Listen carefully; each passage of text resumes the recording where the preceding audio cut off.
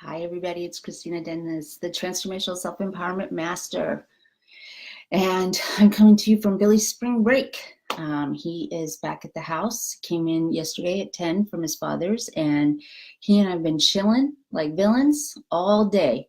And I'm not sure he won't come in and make an appearance, but I still wanted to come in here and talk a little bit about self-care and time constraints, as well as maybe a unique way to do a little bit of journaling.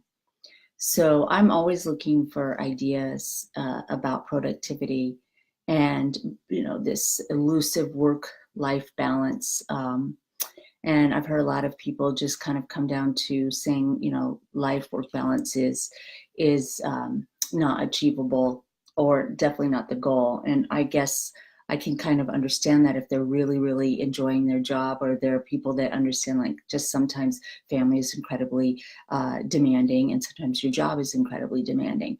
But I do definitely believe in the idea of inner peace and that balance that comes from inside. And that's one of the reasons why I talk so much about transformational self-empowerment. One of my favorite people, Rick Hansen, I was watching an interview with him, and if you remember, he's the brain scientist that comes up with all this goodies, all this scientific stuff that explains why we have negative bias, how can we transform our brains. And what I loved was this statement, and I want to read it to you because to me it explains exactly the things that I'm trying to achieve. Hi, Rachel. So it's not about positive thinking. It's not about denying your situation or how you feel inside. It's about developing the resources inside to deal with really, really hard things. And I totally agree with that. I also go a little step further in saying how to deal with really joyful things. If you have been a person who has leans toward anxiety, or have had several traumatic events in your life and find it very difficult to take in the positive that is available to you. So I wanted to put that out there because I think that explains exactly what I'm talking about, is that I'm not out here and I'm not trying to say something glib or something trite about think positive thoughts and your life will change. Although your thoughts are your choice, and maybe that first reaction isn't, but obviously the second follow-up thought is always our choice, and how we decide that we're going to respond to any kind of situation that shows up on our doorstep. It's not just that. It's, healing the trauma. It's feeling the feelings, the legitimate feelings. It's learning from them. It's all of these transformational tips that I put out that help you, I hope, live that life and have those resources deep within inside yourself, that that no matter what shows up on your doorstep, that you're going to be able to deal with it, and deal with it with grace and poise. And grace means that you feel your feelings, and you have the sadness, and you have the extreme happiness, and you don't deny.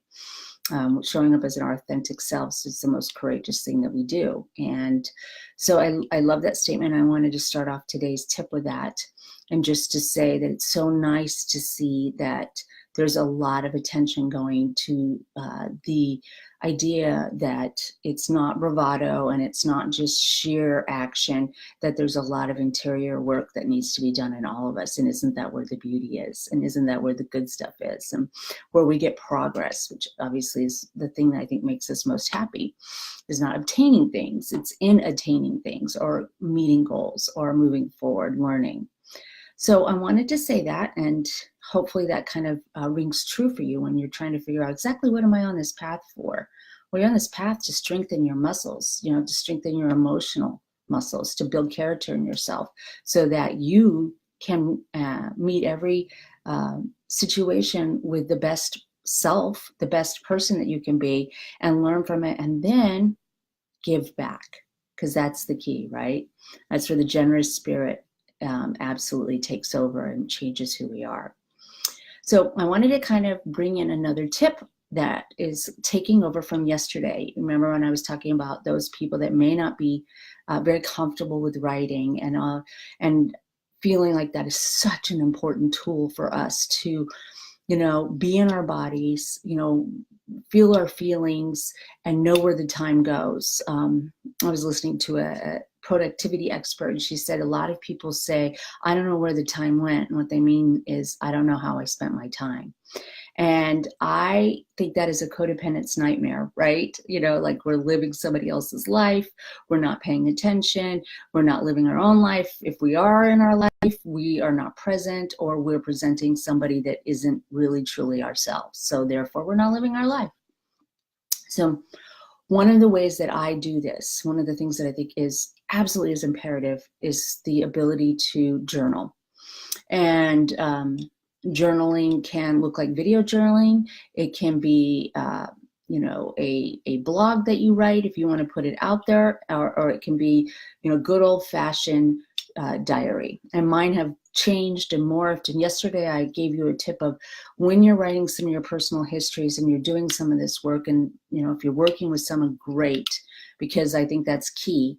To be able to work with somebody side by side, you do start writing down some of these personal histories. And I gave you the tip of when you're stuck, just write, I remember when, and then let the pen take over. Because I remember when, some of these very significant things in your life, and maybe not so significant things, but things that stuck with you, will come out. The other way I learned, and I want to put this out there for people who like to, they're interested in how they're spending their time, and they're interested in journaling, and maybe they're really good record keepers, and that kind of fits your bill, is to log your time. Now, I do a thing called time chunking, which means every afternoon, because I get really bored about 3 o'clock in the afternoon and my energy dips and I'm already wanting to move on to the next thing or get out of where I am and go to a new place, I will go ahead and time chunk for the next day, which means I'll plan out my day so that when I'm waking up in the morning, I know kind of what I'm doing. And I'm not talking like 10 to 10:30 I do this. I'm like 10 to 11:30, I exercise, straighten the house, and return 4 phone calls. Or, generally all my mornings are pretty much taken to do this kind of work and do the content work that I do for the website and working with people, because that's when I'm most creative and most alive and energized. But doing that helps me. What this person also suggested, that if you don't really know where your time is going and you're not exactly sure, and every time you start off with something, the time management, and I'm going to plan this, I'm going to plan that you really need to do an inventory of how you're spending your time. And it's not to judge yourself, it's not to beat yourself up, but if you are missing out on things in your life that you want, let's say you can't find the time to exercise, which is key. I mean, we have to move our bodies to change our thoughts, to change our lives. We have to do that.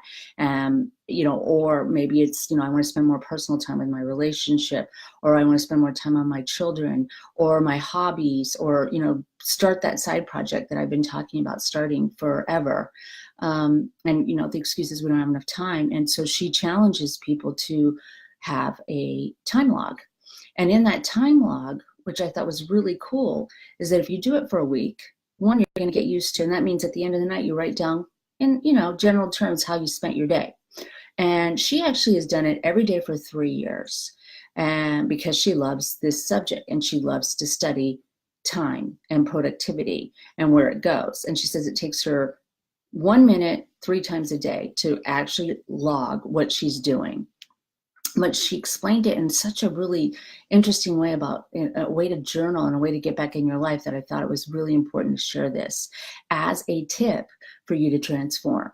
So take some time, pun not intended, honestly, take some time to think about, maybe if you're having trouble writing or things aren't feeling comfortable, would this be a beautiful technique? And if it's not a technique you use for journaling, it is an important exercise for you to see. If you do it for 4 or 5 days, you're going to know where your time is being spent. And you're going to know whether it's a real excuse, which I don't really think it is, to not exercise or take care of your body or be out in nature or do some of the things that, we need to do in order to be functioning, contributing adults and living our best life, or is there something that you need to reprioritize? Now, I'm not going to sit here and say get off Instagram, get off Facebook. I mean, I'm using Facebook right now, but we all know that most of us are spending way too much time addicted to our screen. And I've started limiting myself because I am somebody who loves television. I know that's not very highbrow, but I love it. I love it. Game of Thrones I was so excited on Sunday when it came back. And, right now I'm watching a television show called Killing Eve, and I just love it. I love the art of it. I think it's fascinating. I have started to limit myself to 1 hour to 1.5 hours in the evenings, after around 7:38 when business has died down and my son is asleep and I'm not exercising and I've had my time with my man to catch up and connect. So just some foods for thoughts, and hope you're taking the time to write some stuff down, whether you share it with anybody or don't share it with anybody. But of course, I believe that secrets keep us sick. So I'm going to ask you to share it like I do. All right, everybody have a great day, and I will talk to you soon. And Billy didn't make an appearance, which means I need to go check and see what he's doing. I did actually put a gluten-free pizza in front of him before I started this video. So perhaps that discipline of time management afforded me these 15 minutes or so to talk to you. All right, I'll come in tomorrow. Take care. Bye.